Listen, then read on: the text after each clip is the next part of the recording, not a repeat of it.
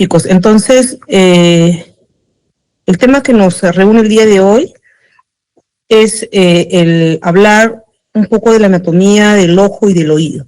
Vamos a comenzar con el órgano de la visión. A ver, vamos un ratito a admitir a sus compañeros. Listo, entonces vamos a comenzar a hablar del órgano de la visión. Este está constituido por tres partes importantes que debemos tomar en cuenta, ¿no? Una primera parte que es avascular, una segunda parte que está constituida básicamente por estructuras vasculares y la tercera parte que tiene que ver con la retina. Pero no solamente está conformada por estas partes, sino también por un sistema o por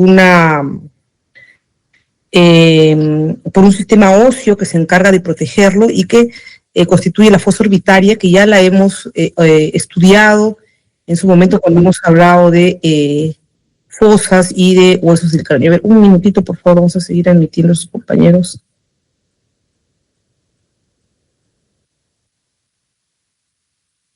Listo, entonces tenemos que hablar de la situación del ojo. Dijimos que estaba dentro de la fosa orbitaria. Y en esta se diferencian dos polos, ¿no? Polo anterior, que es lo que estoy señalando en este momento, que constituye pues la córnea y parte de la esclera. Hacia atrás, el polo posterior, un eje ocular externo óptico, un eje ocular interno, una línea visual y una línea ecuatorial. Un minutito, vamos.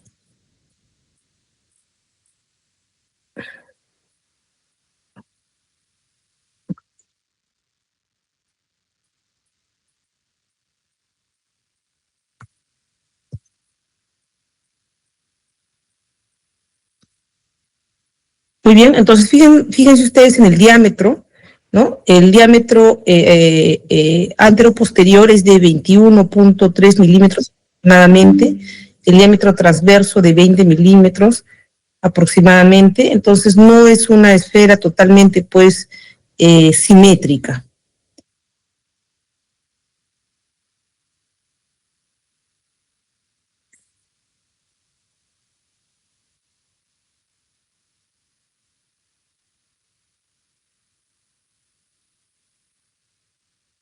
No es una esfera totalmente simétrica, ¿no? En la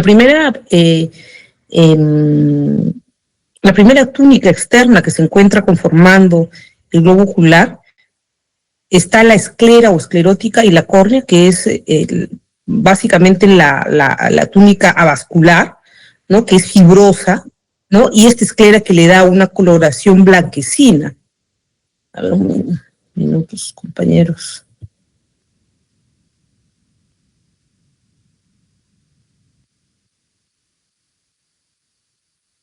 Que le da esta coloración blanquecina al ojo. La túnica media o vascular está constituida por la coroides, el cuerpo ciliar y el iris, y una túnica interna, que es la parte sensorial, digamos, la parte más importante del ojo, que está conformado por la retina. Respecto a esta túnica fibrosa externa, tenemos que decir que corresponde primero a la córnea, ¿no? Que es esta estructura que ustedes pueden observar aquí, externa, y que, bueno, en ciertas situaciones tiene una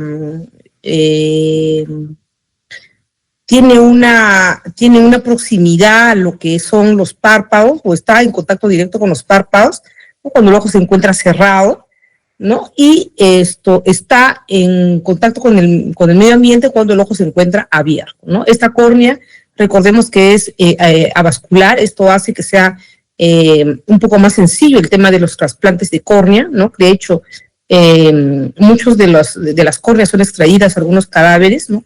Para que puedan utilizarse como trasplantes en los pacientes que así lo requieren, ¿no? Es transparente, tiene un borde que es el limbo corneal y tiene una cara anterior y una cara posterior.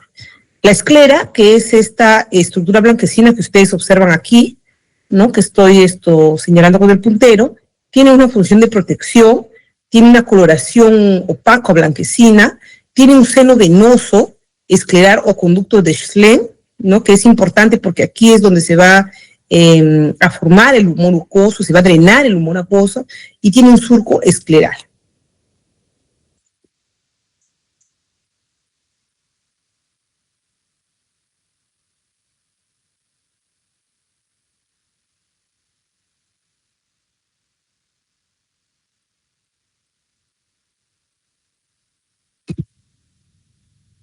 Nuevamente podemos entonces ver esta estructura vascular que lo constituye la córnea, que es la parte más externa, hacia el resto del globo ocular, prácticamente ocupando cinco de las sextas partes del ojo. Se encuentra la esclera, que es esta estructura blanquecina, ¿no? Recordemos que estas dos conforman la túnica externa del ojo.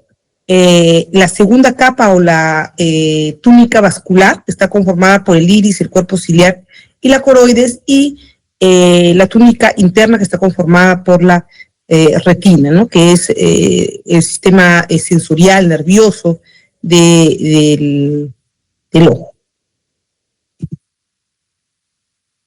La túnica vascular o media se encuentra conformada, como hemos dicho, por la coroides, el cuerpo ciliar y por el iris, ¿no? Contiene los vasos sanguíneos, los pigmentos, ¿no? Esta coroides tiene un espacio supracoroideo que tiene una función de acomodación del ojo, ¿no? Está conformada por esta coroides perdón un minutito, vamos a...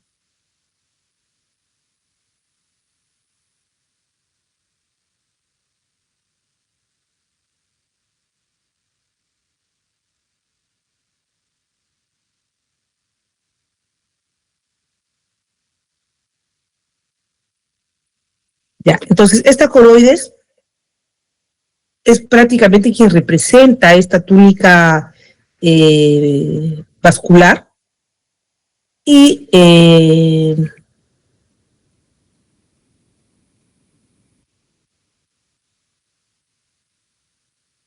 tiene un espacio supracoroideo que tiene que ver con una función de acomodación, ¿no? Acomodación, nutre la rutina, la retina, nutre la retina a través de sus arterias, ¿no? Sus arterias coroideas, ¿no? Que irrigan diversas estructuras, ¿no? Entonces, fíjense ustedes, esta coroides está situada entre la esclera o la esclerótica, ¿no? La capa externa, y la retina, ¿no? Se encuentra situada entre ambas. Recordemos nuevamente que su principal función es que nutre a través de sus vasos sanguíneos, ¿no? El ojo y también va a participar en la presión intraocular, ¿no? En la presión intraocular.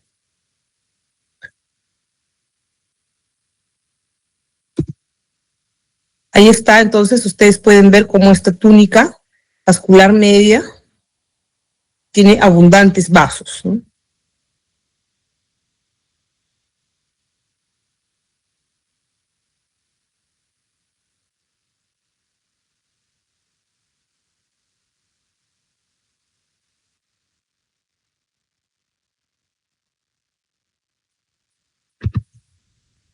A ver, un momentito, déjenme acá.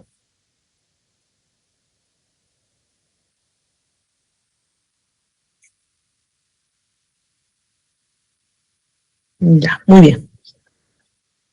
Continuamos. Entonces decíamos que para los que recién han ingresado, que la principal función de la coroides es proporcionar nutrientes, ¿no? Irrigar a la retina, ya también tiene una función de termorregulación, tiene una función de presión intraocular, ya, y es la parte vascular, ¿no? Es la túnica vascular media, ¿no? Túnica vascular media.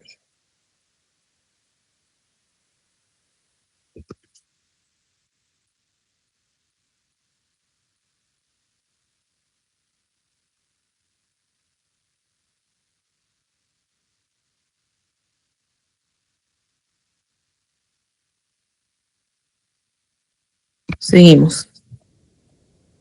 El cuerpo ciliar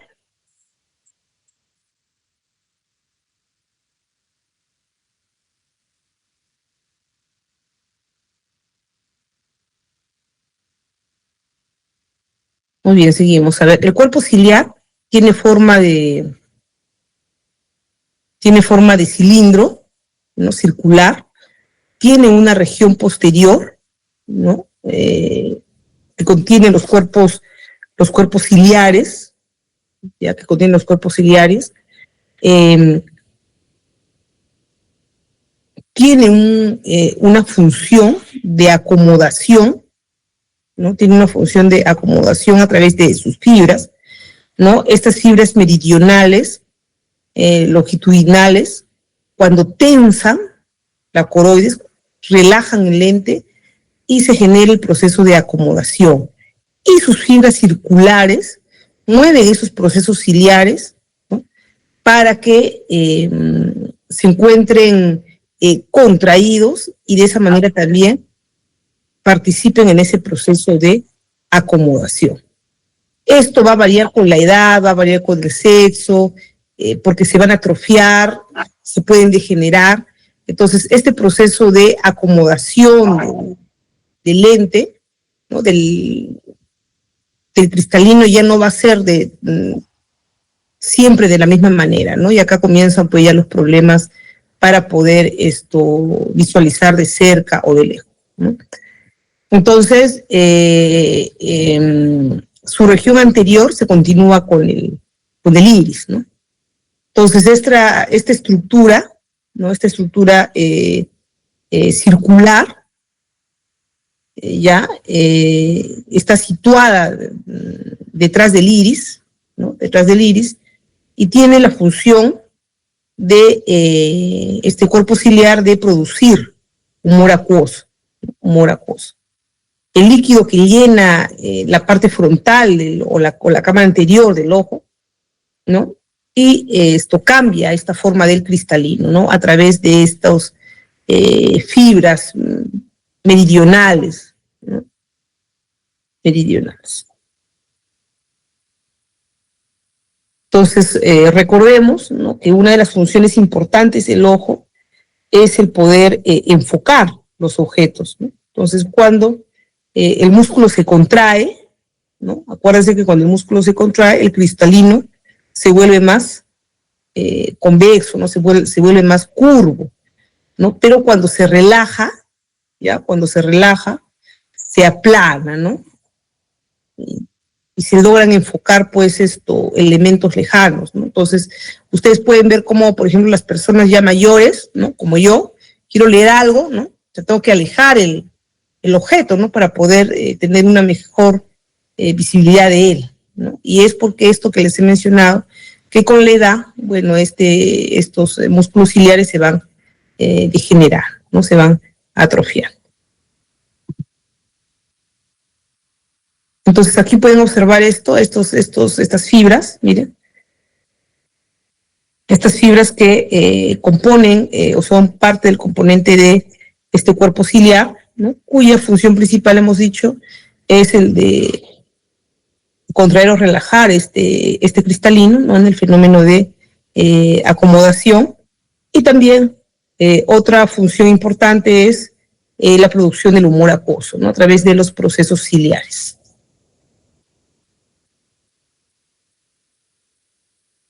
El iris. A ver si me está entrando tarde.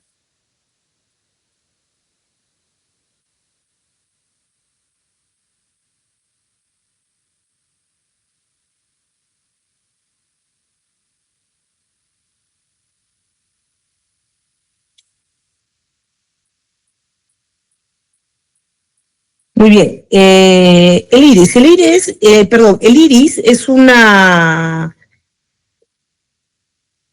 es una lámina circular, ¿ya? Que es la parte coloreada del ojo, ¿no? Tiene una función, perdón,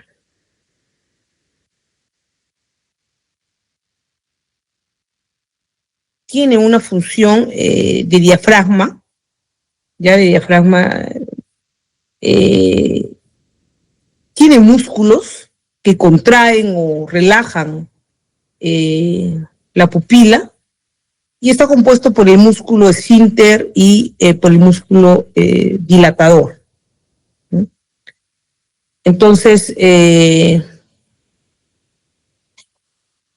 además de eso, está conformado por este estroma, ¿no? Que es la capa principal del tejido conectivo. Básicamente está conformado por tejido conectivo, vasos sanguíneos, ¿no? En forma radiales, ¿no? Este epitelio, por un epitelio, ya que es muy pigmentado, muy denso, ¿no? Que le da esa coloración especial.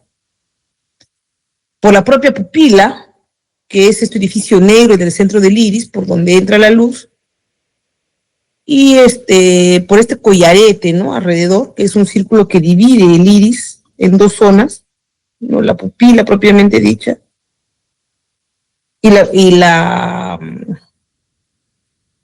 parte ciliar, ¿no? Que es la parte más ancha, ¿no?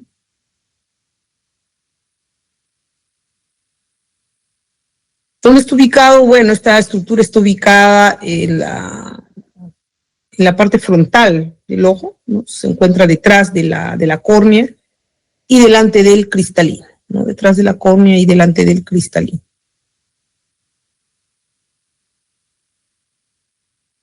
Entonces, ¿cuál es la función principal del iris? Es la de ajustar el tamaño de la pupila, ¿no? Para controlar el ingreso de la luz, ¿no? Cuando entra a la retina, ¿no? Entonces, tiene esa función de regular el ingreso de la luz, ¿no?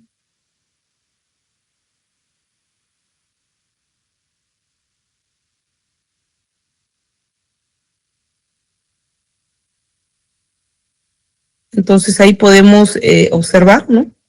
El ingreso de la luz, ¿no? Y ajusta el tamaño de la pupila.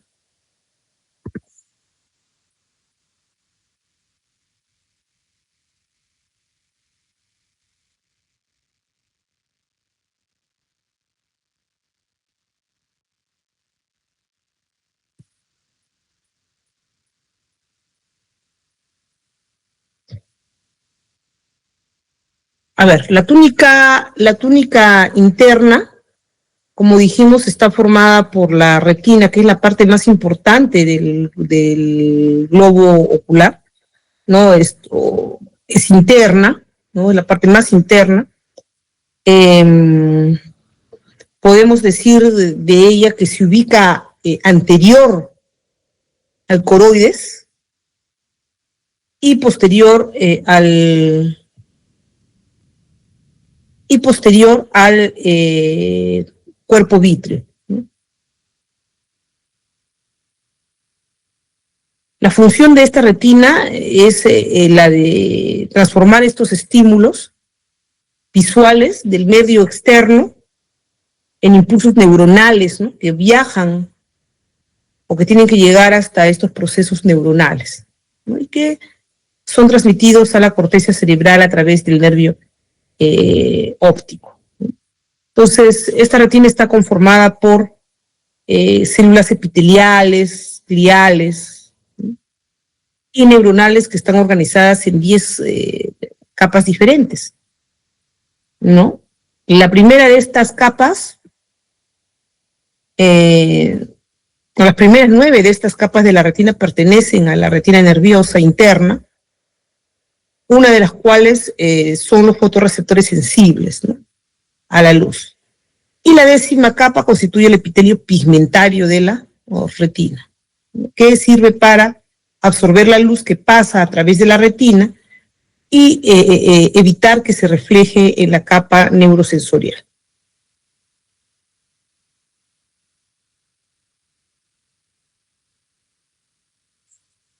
Ahora, acá hay una serie de patologías importantes, ¿no? Que es necesario que ustedes también las conozcan. Es el desprendimiento de la retina, ¿no? El desprendimiento de la retina es una patología muy, muy peligrosa, ¿no? Pero común en los pacientes, sobre todo que padecen de diabetes mellitus, ¿no? Entonces, Ya una vez que hay desprendimiento de la retina, pues es muy, muy complejo que el paciente pueda recuperar esa capacidad de ver, ¿no? De la visión, ¿no? Una vez que la retina está dañada, es bastante, bastante complejo, ¿no? Entonces, acá.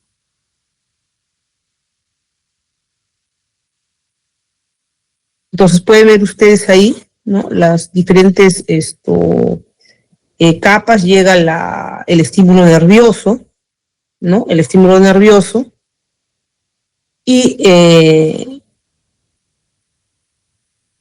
esto de acá es transformado a los del medio externo, ¿no? En impulsos neuronales que tienen que llegar hacia la corteza cerebral a través del nervio óptico.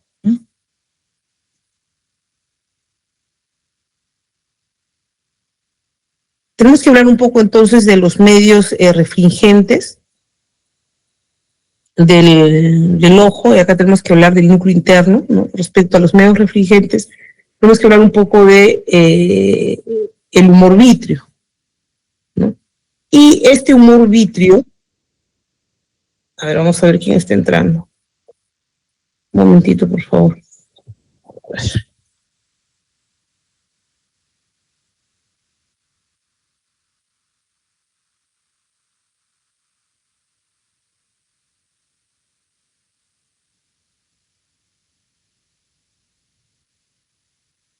No veo más.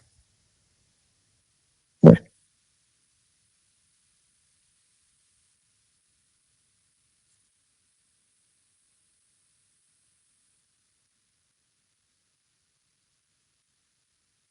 Bueno, entonces tenemos que decir que este humor vítreo, ¿no? Es un líquido, ¿no? Transparente, que está dentro del espacio comprendido entre la superficie interna de la retina, ¿no?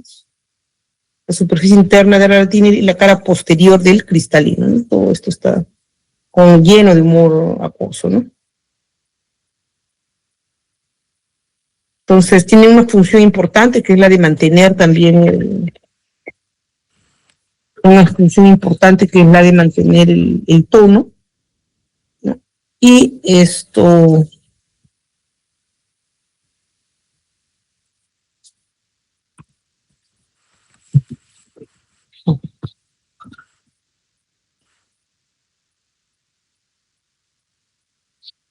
¿no? Que es mantener el tono y la forma del globo ocular, ¿no? Mantiene la forma del globo ocular.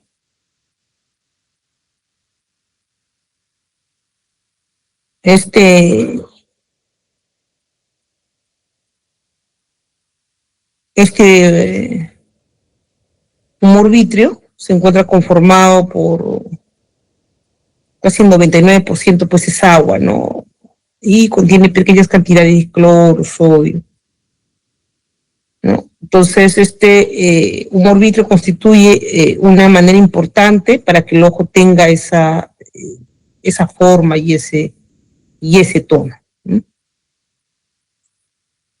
El cristalino, ya hemos hablado un poco de él, ¿no? Como el lente principal del ojo, ¿no? Tiene una fosa patelar, tiene ligamentos, ¿no? Tiene caras, ¿no? Una cara anterior, una cara posterior, tiene un polo, ¿no? Un polo anterior, un polo posterior y tiene un ecuador, ¿no? Es esta línea transversa, ¿no?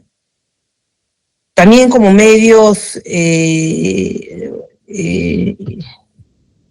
conforman el ojo tenemos el humor acuoso, que tienen la función de nutrición, ¿no? De formaciones no vasculares, y se encuentra conformando la cámara anterior y la cámara posterior,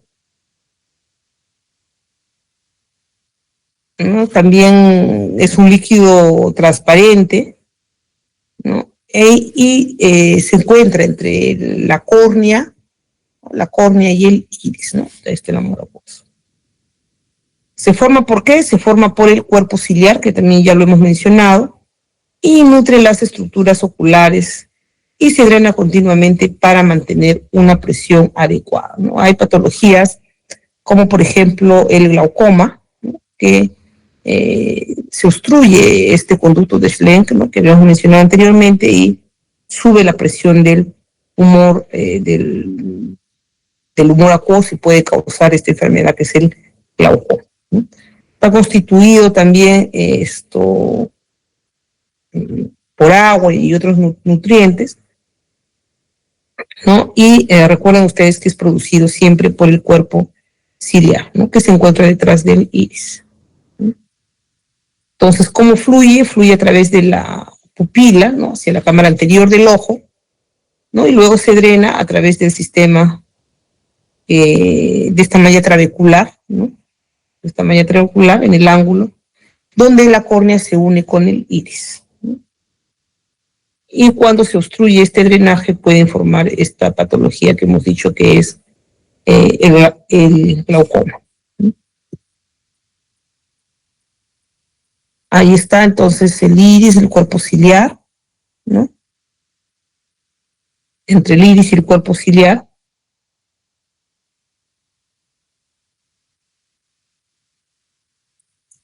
Ahí se forma el humor acuoso. ¿Quién se encarga de la irrigación y la inervación del ojo? Bueno, las arterias oftálmicas. ¿Quiénes la drenan? La vena oftálmica. ¿Qué nervios se encargan de su inervación? El trigémino, ¿no? El tercer par craneal y fibras simpáticas. Los músculos del ojo, ¿no? El músculo recto superior, recto inferior, recto interno, recto externo, músculo oblicuo superior, inferior, ¿no? Los ejes que tiene el ojo, los ejes transversales, ¿no? Vertical y sagital. ¿Qué más tenemos que decir? Que tiene una cavidad orbitaria, ¿no? que lo reviste, que fija la dura madre, ¿no? Al conducto y a la hendidura esferoidea. También tiene tejido adiposo que envuelve al ojo y a la vaina del bulbo o cápsula de Teno, ¿no? Y se continúa con la fascia de los músculos.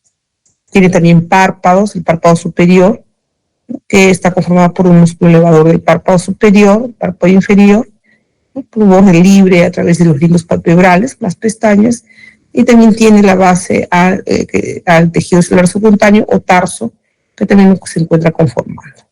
Tiene una hendidura palpebral, ¿no? La cara anterior del ojo, un ángulo externo agudo, y el interno que es redondeado, donde también se encuentra el lago lagrimal, la canícula lagrimal, conformado por tejido adiposo y glándulas sebáceas, ¿no? Vellos finos. ¿Qué otros anexos lo forman? Bueno, el tarso, que está conformado por tejido celular, ¿no? Que es la base de los párpados, superior e inferior, ¿no? Ligamentos palpebrales internos, que van por el tarso superior, inferior hasta la cresta anteroposterior delante del saco lagrimal. Tiene ligamento palpebral externo entre el tarso y la prelateral de la órbita.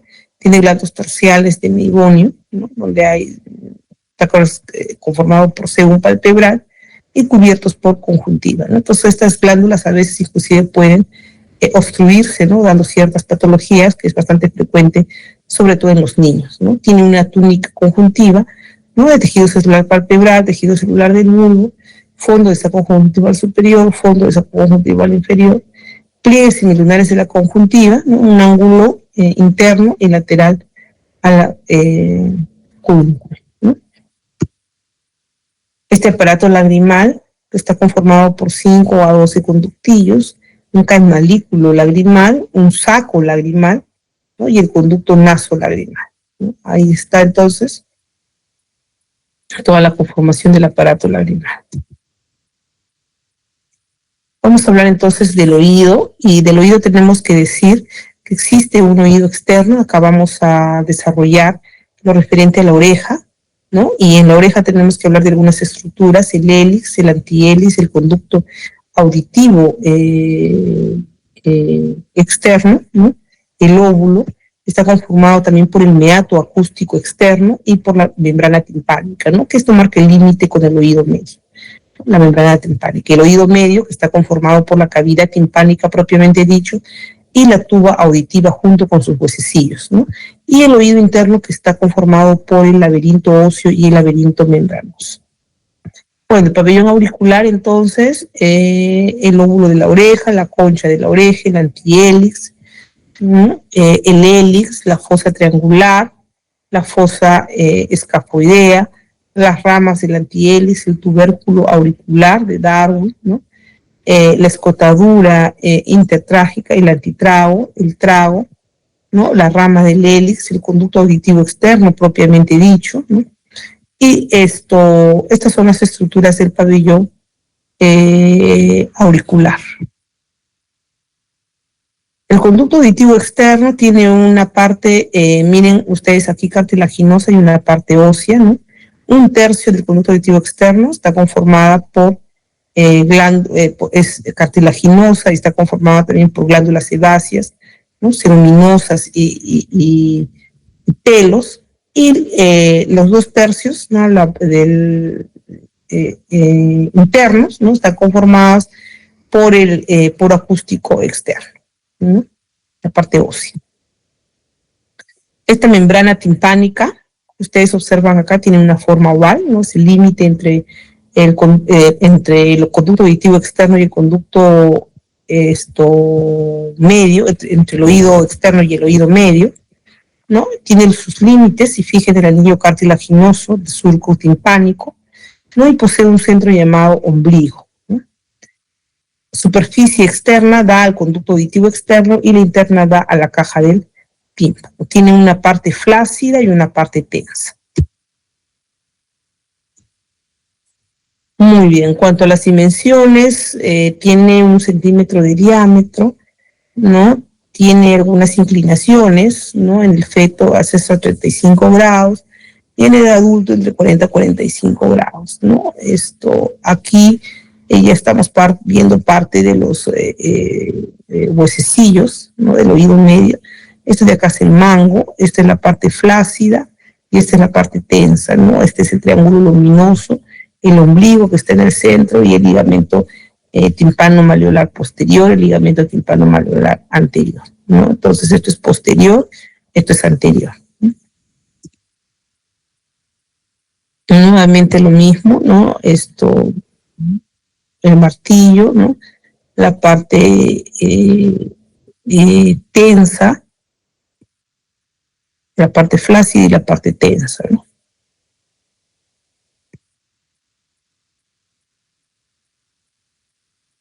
El martillo, el yunque y el estribo, que son los huesecillos, ¿no? Que se encuentran conformando el oído medio, ¿no? Tiene una función, la conducción ósea, ¿no? La transmisión mecánica de las oscilaciones acústicas, ¿no?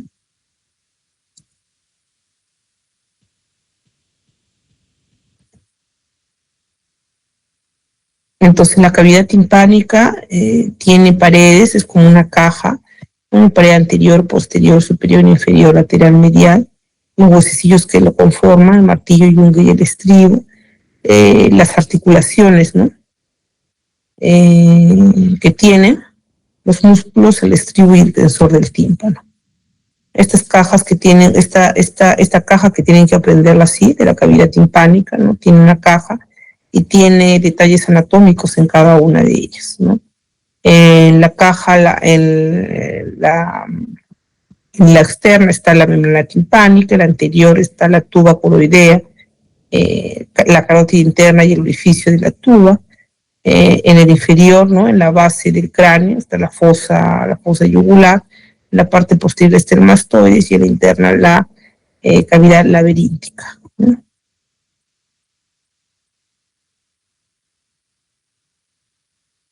Miren ustedes entonces las articulaciones, ¿no? En encaje recíproco y en enartrosis, ¿no? El martillo y el yunque en encaje recíproco, y el yunque y el estribo es una articulación en enartrosis, ¿no?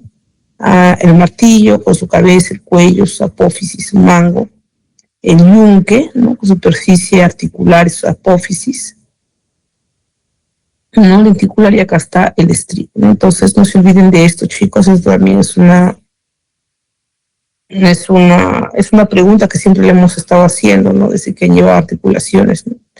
En encaje recíproco, ¿no? El martillo y el yunque, y en artrosis el yunque y el estribo. ¿Qué más tenemos que decir de la tuba auditiva? Bueno, que mantiene el equilibrio con la presión, ¿no? Atmosférica, a través de la conducción de las oscilaciones de la membrana timpánica al laberinto. Tiene una parte ósea y una parte cartilaginosa unidos por el istmo de la trompa, ¿no? Inicia en la caja timpánica, ¿no? Con su orificio timpánico, y termina en la pared lateral de la nasofaringe, ¿no? A través del orificio faringe, por el rodete tubárico, ¿no? Por la amígdala faringe, ¿no?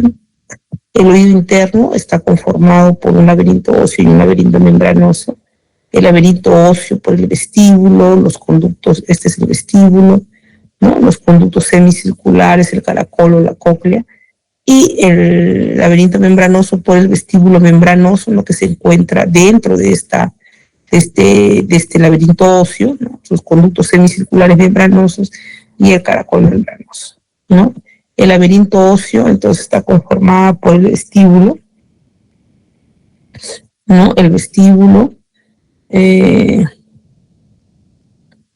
es el vestíbulo, los conductos semicirculares, ¿no? Los conductos semicirculares, tanto el posterior y lateral como el anterior, y por el caracol, ¿no? El vestíbulo entonces es la parte media, tiene su ventana oval, una ventana coclear, orificios de los conductos semicirculares, ¿no? Y estas estructuras que se llaman ampollas, ¿no? Hasta donde llegan estos conductos semicirculares, ¿no? Y el orificio coclear. Tienen asimismo un receso elíptico, un receso esférico y un receso coclear. Un receso elíptico, un receso esférico y coclear. Entonces, dentro de qué hueso se encuentra, ya lo hemos dicho también, ¿no? Dentro del peñasco del temporal, esta es su ubicación anatómica, ¿no? Entonces, anterior, posterior y lateral, ¿no? Miren, es importante esta forma que van adoptando, porque esto le va a dar la función del equilibrio también, ¿no? que tiene este órgano de la audición. Los conductos semicirculares, anterior, ¿no? Vertical, posterior vertical, lateral horizontal. 2 extremidades, 5 orificios, ¿no? Anterior y posterior forman una rama común y las ampollas, ¿no? Las ampollas. Entonces, anterior y posterior una rama común, ¿no? Miren cómo se unen acá, ¿no? Anterior y posterior, y el lateral que va solo. La cóclea, ya la cóclea es un canal enrollado en un espiral, o mediolo, ¿no? El mediolo, ¿no? El eje óseo sobre el cual gira se denomina mediolo, ¿no? La lámina espiralósea parte del mediolo y divide las cavidades de la cóclea en 2 porciones, ¿no? Una escala vestibular que comunica con el vestíbulo, y una timpánica que comunica con la ventana coclear. Entonces, esta es la vestibular y esta es la rampa timpánica, ¿no? Entonces, el órgano de Corti se sitúa en el conducto coclear, en la lámina basilar, que es esta. La lámina basilar tiene 24.000 fibras tensas que mediante las oscilaciones perciben los tonos diferentes, ¿no? Diferentes alturas, ¿no? Y este órgano de Corti tiene células epiteliales, entre las que se dirigen células sensoriales auditivas con cilios que cumplen un papel de micrófono, ¿no? En diversas formas, oscilaciones sonoras, ¿no? El laberinto membranoso que está dentro del óseo, ¿no? Y, perdón un momentito.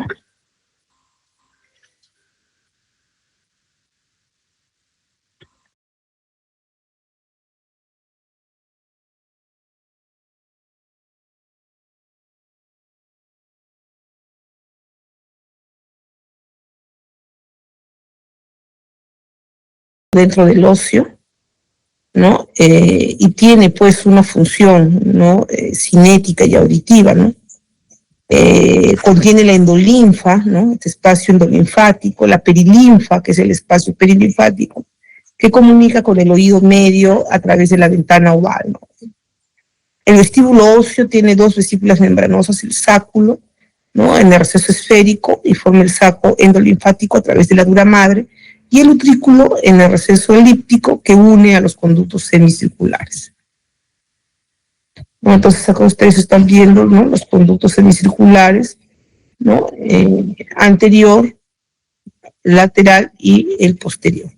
Acá pueden ustedes observar entonces el sáculo, ¿no?, el sáculo, los conductos, el utrículo, el sáculo, ¿no?, el saco endolinfático y la dura madre que los envuelve, ¿no?, o que lo tapa. ¿Por qué decimos que es un analizador estatocinético? Porque el aparato vestibular y todo el sistema conductores que alcanzan la corteza del encéfalo son capaces de analizar, ¿no?, la posición y el movimiento de la cabeza. Entonces, este receptor, el equilibrio estático y reposo, se da a través de las células ciliares, ¿no?, excitadas por la endolinfa en el utrículo y en el saco. Y los receptores del equilibrio dinámico se da a través por el desplazamiento del cuerpo por el espacio a través de las ampollas de los conductos semicirculares. Entonces ustedes acá pueden ver, ¿no?, por eso este nervio se denomina vestíbulo coclear, ¿no?, porque tiene que ver con la parte auditiva, pero también con la parte o con la función del equilibrio, ¿no? Entonces, ustedes están observando acá la vía vestibular, perdón. Estamos observando acá la vía vestibular, ¿no? Y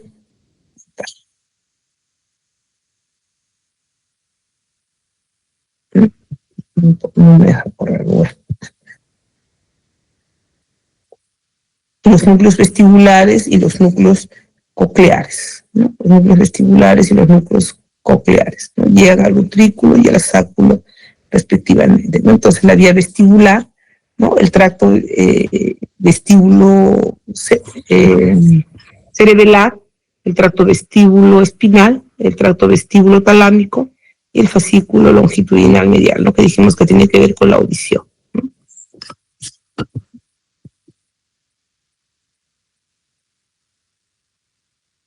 Esto ya lo hemos explicado, entonces, ¿no?, cómo el estímulo llega, ¿no?, es dirigido a través del conducto auditivo externo, hace pues que vibre el tímpano, ¿no?, el tímpano primero aquí, ¿no?, los huesecillos, ¿no?, localizados en el oído medio, pasan hacia la ventana oval, ¿no?, pasan hacia la ventana oval, ¿no?, pasan para el canal vestibular, la cóclea del caracol y estimula el órgano de corte, ¿no?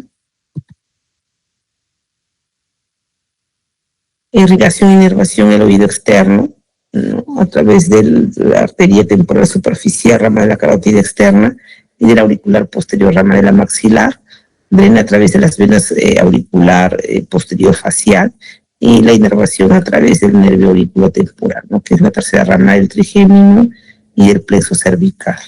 El oído medio a través de la arteria carótida interna, drena por la vena auricular profunda y meningia, media plexo faringio, y la inervación a través del nervio motor septimimpar craneal, rama sensitiva del glosofaringio, y el oído interno a través de la arteria laberíntica basilar, drena por las venas del acueducto vestibular hacia el petroso mayor y se inerva por el octavo par craneal, ¿no?, acústico. Muy bien, chicos, aquí nos quedamos. Y ya la clase está colgada en la